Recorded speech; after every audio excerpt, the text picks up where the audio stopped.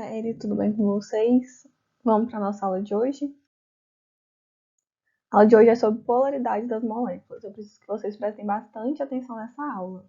Por quê? Porque ela é um conteúdo necessário para o próximo conteúdo e para toda a química do ensino médio. Então, a aula de hoje, foco total, qualquer dúvida lá no WhatsApp, certo? Vocês já repararam que os compostos que são formados por ligações iônicas ou ligações metálicas quase sempre estão sólidos à temperatura ambiente? Porém, os compostos que são formados por ligações covalentes podem ser encontrados em diferentes estados, tanto sólido, líquido ou gasoso? Isso pode ser explicado pela polaridade das ligações e também pela polaridade das moléculas. Outras propriedades da substância também são explicadas por isso, como ponto de fusão, temperatura de ebulição e solubilidade.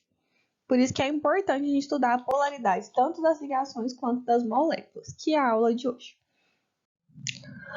Quando falamos sobre polaridade das ligações, nós estamos analisando somente dois átomos, aqueles que participam da ligação química. Aqui, por exemplo, H e F. Eu vou analisar a ligação que existe entre eles. Vou analisar a polaridade dessa ligação. Então, eu não tenho que analisar a molécula inteira, se a molécula for maior, né? Aqui coincidiu de ser um composto diatômico, mas se fosse um composto enorme, a gente teria que analisar cada uma das ligações. Então, aqui, eu analiso essa ligação química. Se nessa ligação química os elétrons estão igualmente compartilhados, é uma ligação apolar. Agora, se existe diferença no compartilhamento desses elétrons, é uma ligação polar. Mas como é que eu vou saber disso, professora? Eu não estou entendendo. Vamos lá.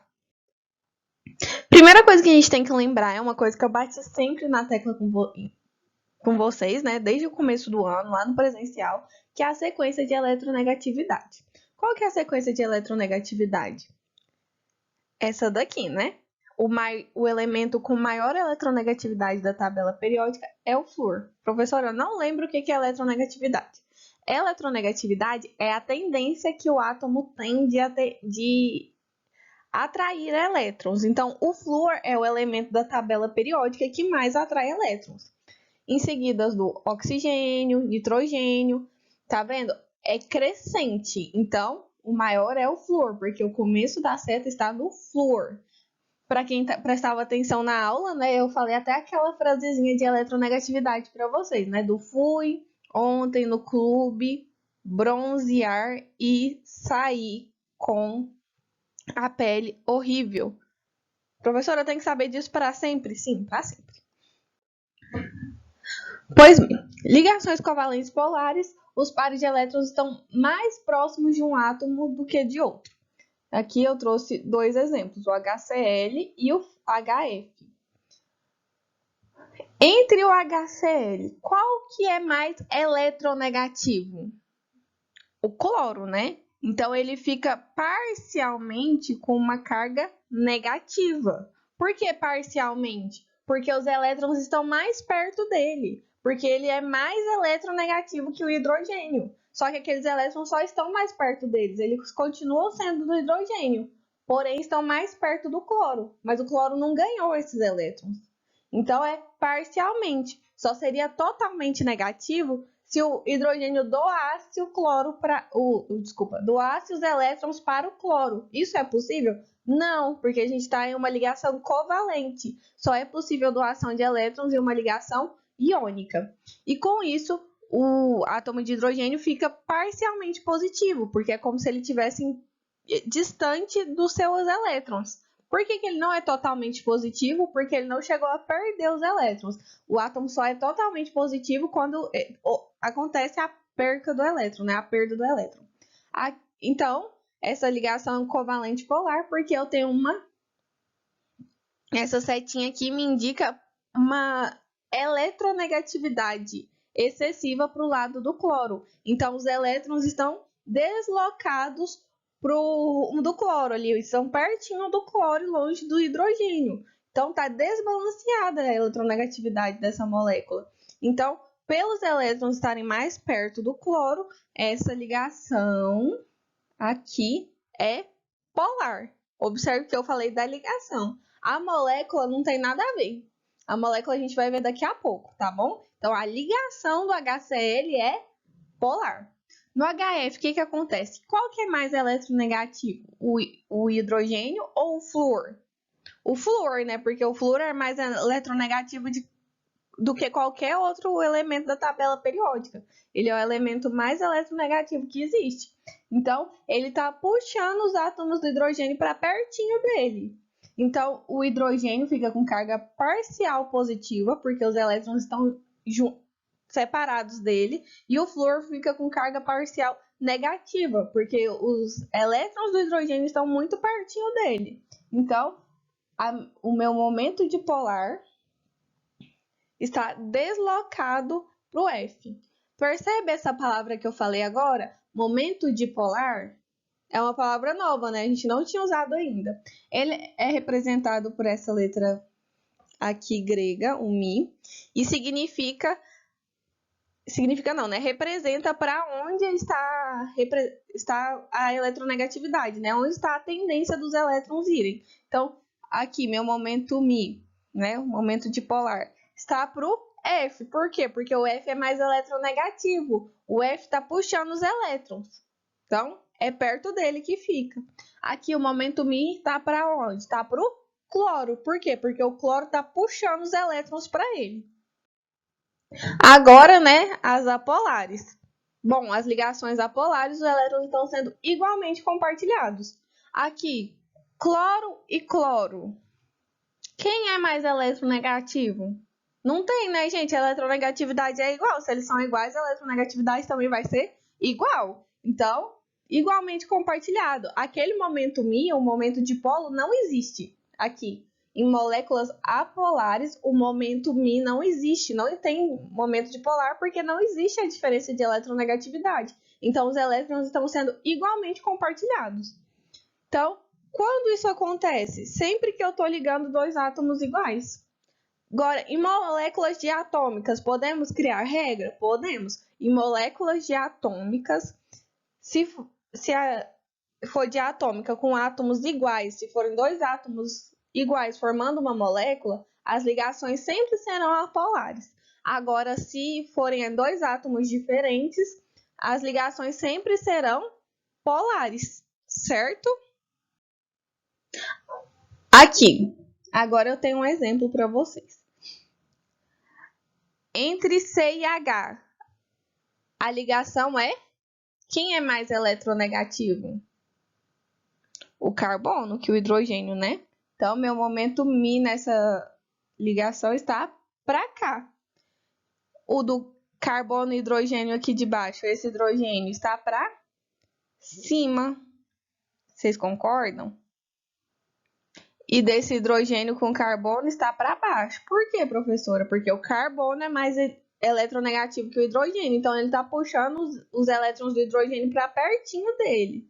Como eu sei para onde vai essa setinha? A setinha acompanha os elétrons. Se os elétrons estão pertinho do cloro, a setinha está apontando do cloro não, gente. Se os elétrons estão pertinho do carbono, a seta está apontando para o carbono. Agora aqui, entre cloro e carbono, quem é mais eletronegativo? O cloro. Então, meu momento dipolo dessa ligação vai estar para o cloro.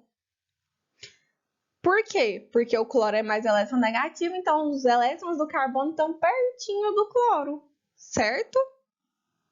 Então, ficou claro que a gente tem que analisar sempre ligação por ligação em uma molécula? Agora vamos falar da polaridade das moléculas. As moléculas também podem ser classificadas em polares ou apolares, tá bom? Aí, nesse momento, a gente vai analisar a molécula toda, porque aí a gente vai classificar a molécula, não a ligação.